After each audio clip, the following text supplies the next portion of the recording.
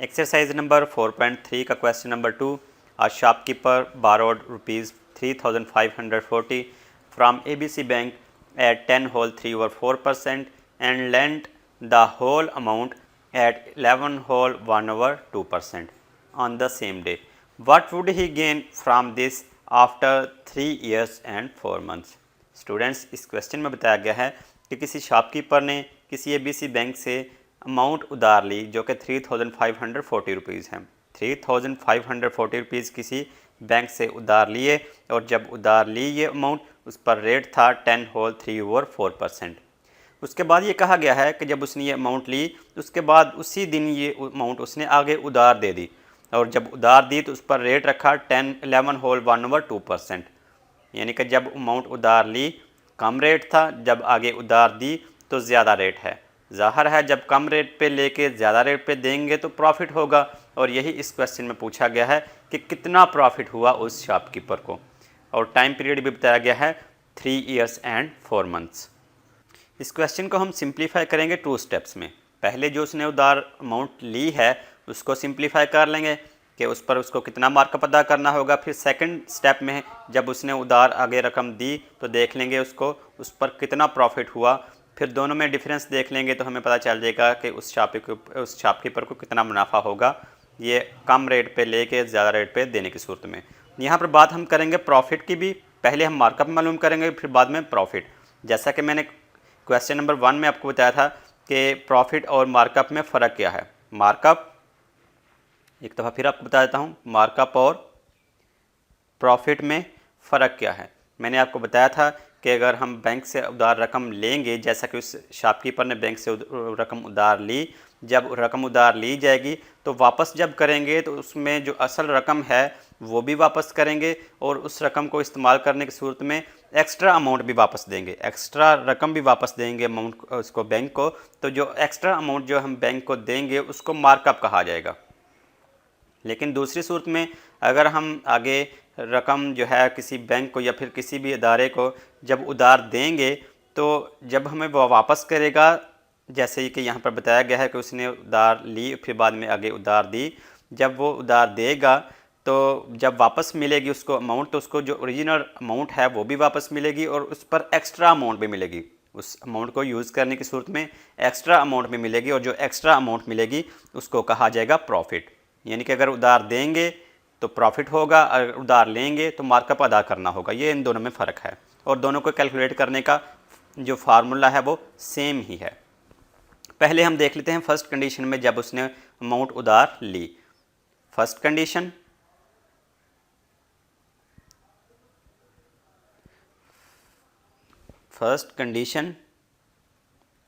इसमें हमने अभी देखना है कि उसने जब अमाउंट उधार ली तो फिर उसको कितना मार्कअप अदा करना होगा। पहले हम देख लेते हैं वो अमाउंट लिख लेते हैं जो उसने उधार ली। जो अमाउंट उधार ली जाए या दी जाए इसको हमें पता है उसको प्रिंसिपल अमाउंट कहा जाता है, इसलिए इसको हम कहेंगे प्रिंसिपल अमाउंट।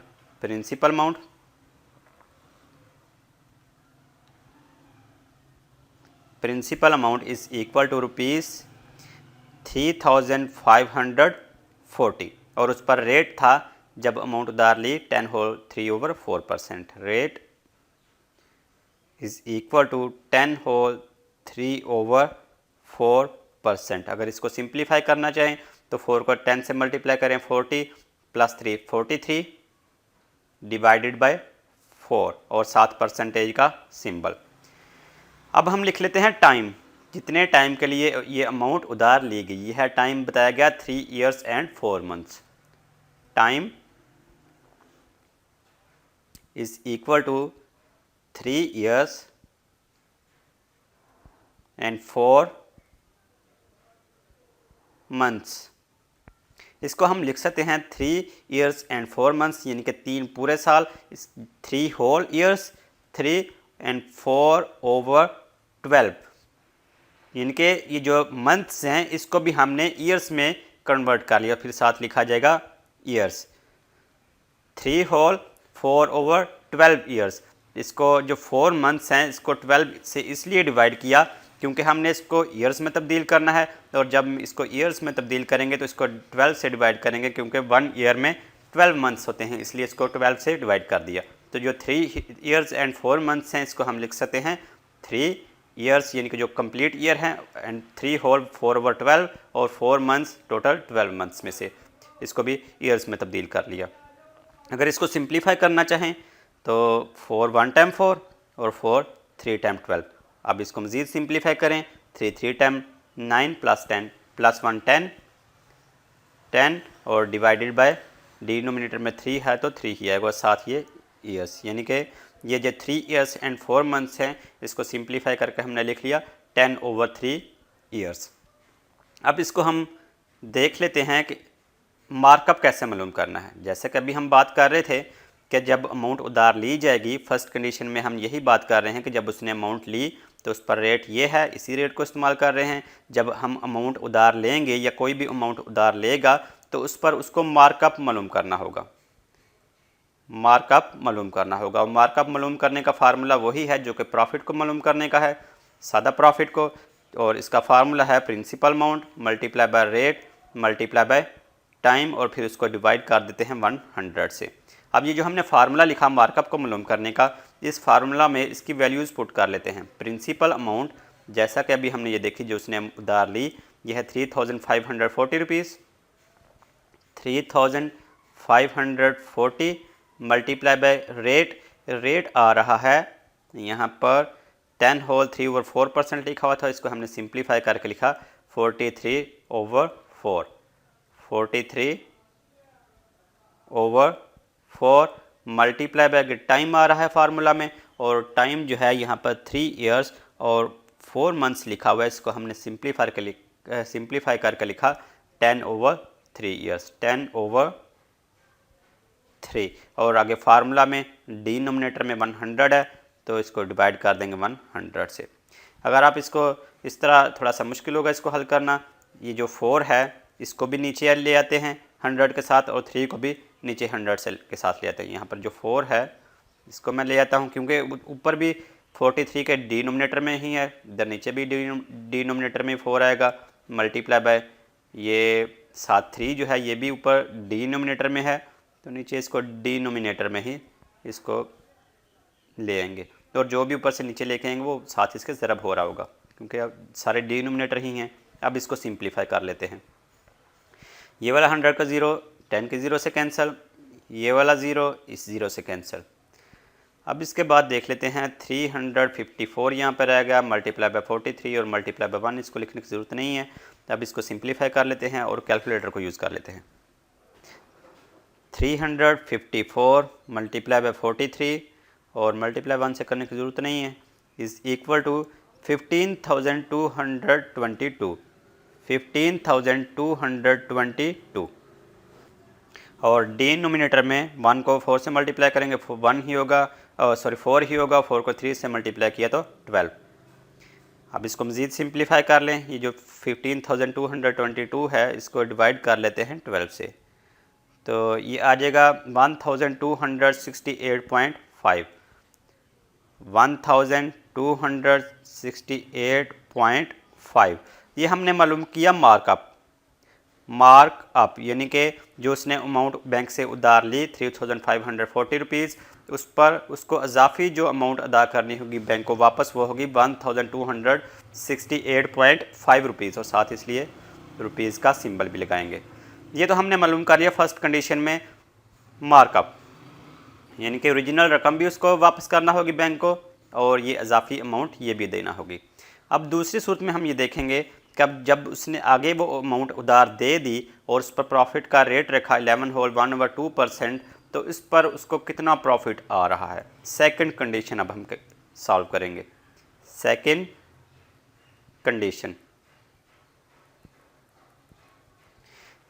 कंडीशन में पहले हम लिखेंगे वो अमाउंट जो कि उसने आगे उधार दी, ज़ाहिर है जो उसने उधार ली वही उसने आगे दी, और वो है 3540 रुपीज़। और जो अमाउंट उधार दी जाए या उधार ली जाए उसको हम कहते हैं प्रिंसिपल अमाउंट,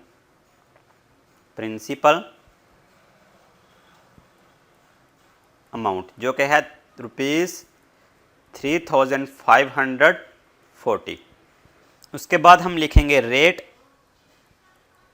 जितने रेट पे वो अमाउंट आगे उधार दी गई और वो रेट है यहाँ पर बताया गया 11 होल 1/2% पे उसने आगे अमाउंट दी थी 11 होल 1/2%। अगर इसको भी सिंप्लीफाई करना चाहें तो 2 को 11 से मल्टीप्लाई करेंगे 22 + 1 23 और डिनोमिनेटर में 2 है और 7 परसेंटेज का सिंबल।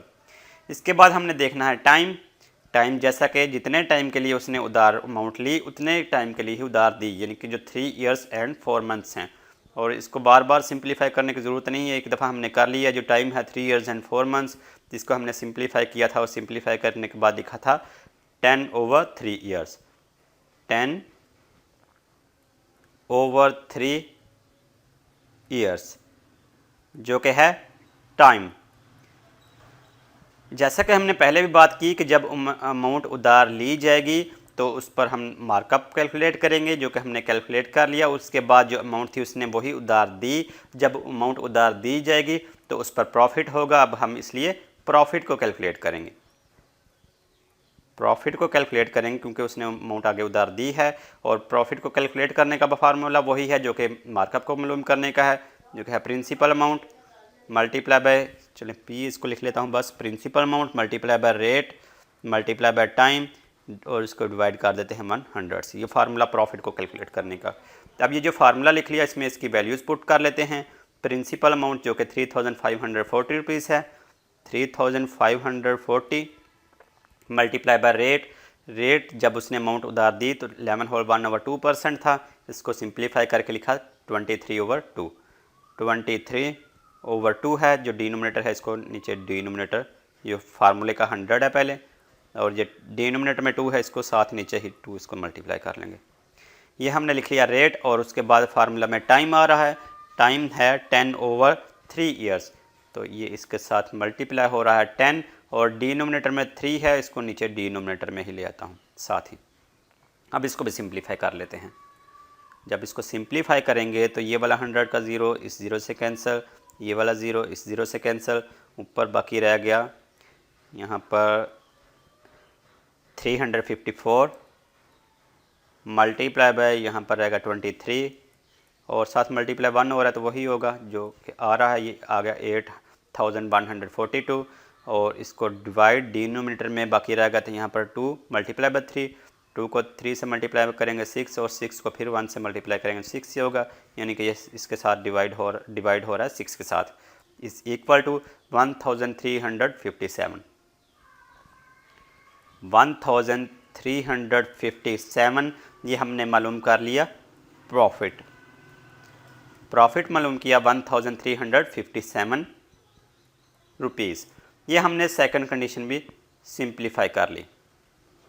इस तरह हमने मार्कअप को भी मालूम कर लिया और जो प्रॉफिट है उसको भी मालूम कर लिया। तो अब मेन जो हमें इससे पूछा गया है इस क्वेश्चन में कि what would he gain from this, और उसको उस पर कितना गेन होगा, यानी कि गेन का मतलब प्रॉफिट उसको कितना होगा। प्रॉफिट को कैलकुलेट कर लेते हैं हम।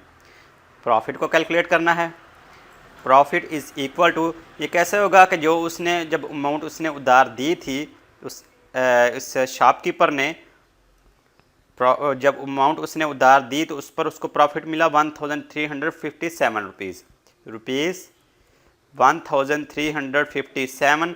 इसमें से निकाल देंगे जो उसको मार्कअप अदा करना पड़ा बैंक को, और मार्कअप उसको अदा करना पड़ा 1268.5 1268.5 रुपीज़ जो है उसको मार्कअप अदा करना क्योंकि उसने बैंक से उधार ली थी अमाउंट, और जब उसने आगे उधार दी रेट ज़्यादा था, इसलिए उसको प्रॉफिट जो मिला वो था 1357 रुपीज़। तो अब दोनों में देख लेंगे तो देख लेंगे ओवरऑल शॉपकीपर को कितना प्रॉफिट आ रहा है।